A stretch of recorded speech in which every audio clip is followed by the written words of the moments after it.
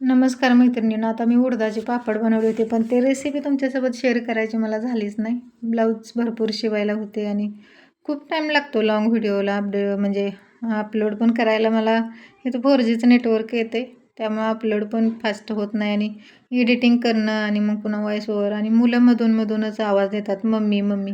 थोडा वेळ दरवाजा बंद करून राहिले तरी ना एवढे ओरडतात. ते म्हणतात, तू एवढ्या वेळ काय करते?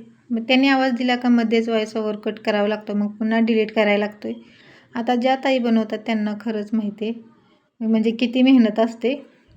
खूप वेळ तरी पण मी एक दिवस आड टाकण्याचा प्रयत्न करत होते, पण गावाकडे गेल्यावर थोडं मला जमलं नाही, कारण घरचे कामं घरी सगळे असल्यामुळं काही व्हॉईस ओव्हर करताच येत नाही. आता माझे इथं 2च असून पण मला व्हॉईस ओव्हर करू देत नाहीत.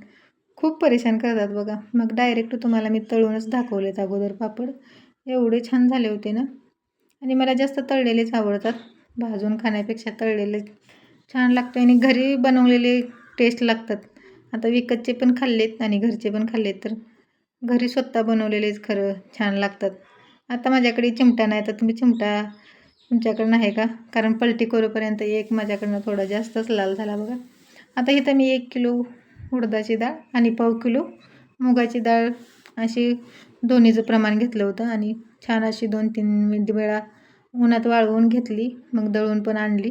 आता ह्याचं पीठ खूप उडतं आहे. आता शेजारीच मला काकूंनी दळून दिलं होतं, कारण दळण पण एवढे दिवस माझं लांबलं होतं.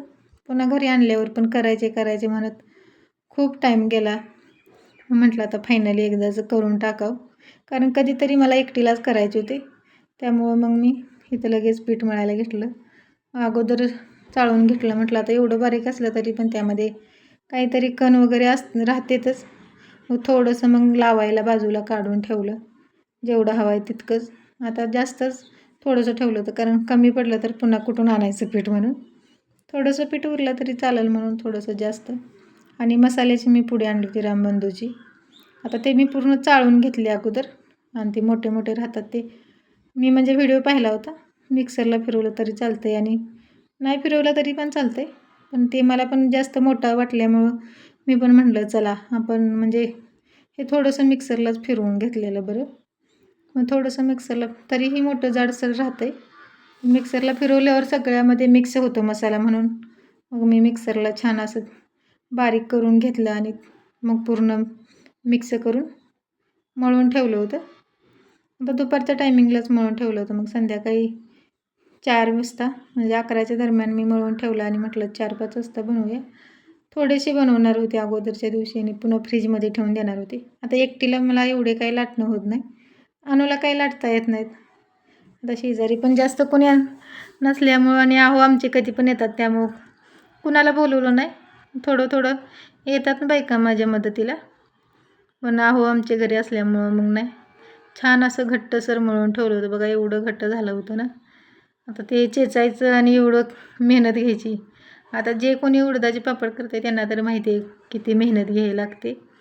पण मला पहिल्यापासून आवडते सगळ्या गोष्टी करायला, म्हणजे सगळं करते मी. पण ह्या वर्षी मला गव्हाची कुरडई करायची होती, पण जमलं नाही जास्त. ब्लाऊज पण होते आणि त्यामुळं जेवढं सोपं होतं तेवढंच मी करून घेतलं होतं.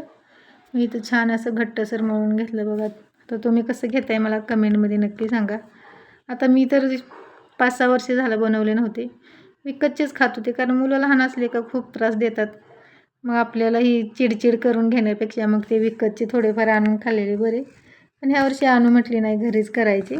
तिला घरचे खायला खूप आवडतात आणि ती एवढी पीठ खाल्लं होतं ना तिनं, आता पुढचं सांगू शकत नाही, इतकं खाल्लं. तिला लई आवडते. मग छान असं मळून ठेवलं मी, झाकून ठेवून दिलं संध्याकाळपर्यंत. संध्याकाळी करणार नव्हती, पण म्हटलं चला छान असं भिजलं तर आपण करायला काय हरकत आहे. मग मी कुटायला आणलं होतं, पण मी काही कुटलं नाही. आता मी ह्याच्या अगोदर जिथे राहत होती ना, त्या आमच्या घरमालकीन पापडच लाटत होत्या. असं ओढलं ना एकजीव छान होतोय बघा. हाताला तेल लावायचं आणि असं पिठाचा गोळा ओढत राहायचा. आता त्या कंपनीतले पापड 5-10 किलो एवढं लाटायच्या, त्यामुळं मग मी सुद्धा तसंच ट्राय केलं. मला ते चेचलं पण मला काही आवडलं नाही. असं पण एवढं मऊ होते आणि त्या धाग्यानं कट करायच्या हे करून, पण मी चाकूनच कट करून घेतलं. आता ते माझ्याकडे तसा धागा पण नाही. आपला गव्हाच्या गोणीला असतो तसल्या धाग्याने त्या एवढं फास्ट आणि छान कट करत होत्या ना, खरंच खूप. आणि तिथं मला मुलांनी कधीच पापड लाटू दिले नाहीत, कारण आरव 1 वर्षाचा होता, 1-2 वर्षाचा. मी लाटायला बसली का मुलं म्हणायची मीच लाटणार आहे, त्यामुळे मी कधीच लाटले नाहीत बघा. असे जेवढे मला साईज पाहिजे तितके मी कट करून घेतले. आता पोळपाटला माझ्या तसला पोळपाट असल्यामुळे चिटकत होतं, एवढ्या लाट्या सगळ्या बनवून घेतल्या. आता लाटायला गेली तरी माझ्या पोळपाटला एवढं चिटकत होतं ना, म्हटलं आता काय करावं. पण मी ह्याच्यावरच लाकडाच्या चॉपरवरच मी लाटल्या. खरंच त्याच्यावर पण खूप भारी झाल्या. नाहीतर सारखं हे माझ्या बेलण्याला चिटकून येत होतं. मग सगळे एवढे 40 एक पापड लाटले, तर खूप छान झाले होते बघा. असं